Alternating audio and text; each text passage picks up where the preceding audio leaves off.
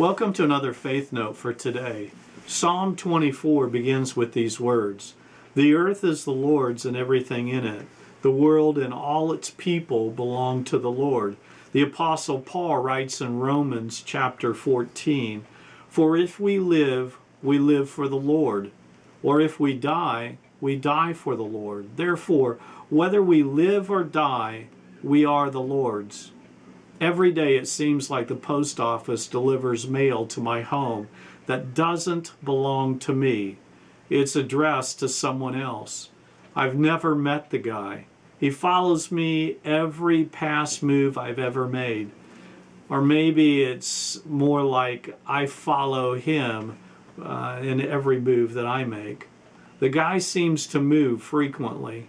The mail in question is addressed to either one of two occupants. In fact, that's one of the names. Occupant, the other one's listed as current resident. For good reason, we call it junk mail. It's an appropriate title. I generally toss away all mail addressed to current resident or occupant without even looking at it. I don't consider it worth reviewing. It seems like everyone is trying to catch our attention, trying to get our business, whether it's through the post office, robocalls, or internet spam.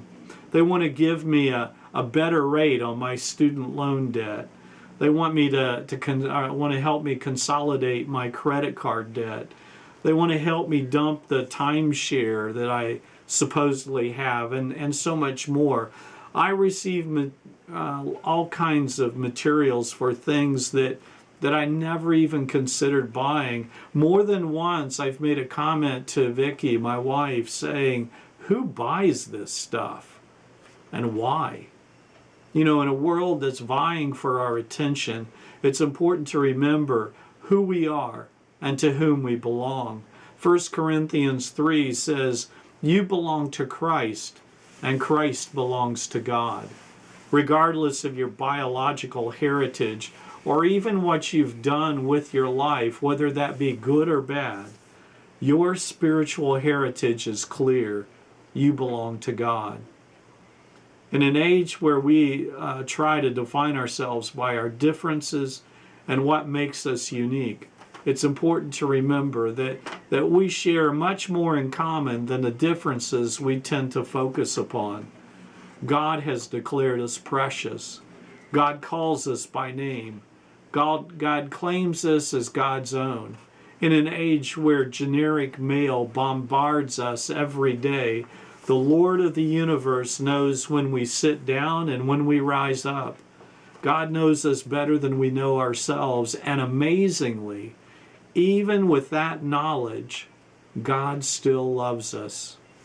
In those moments when it feels like you have been reduced to the status of an occupant, know that you are special in God's eyes.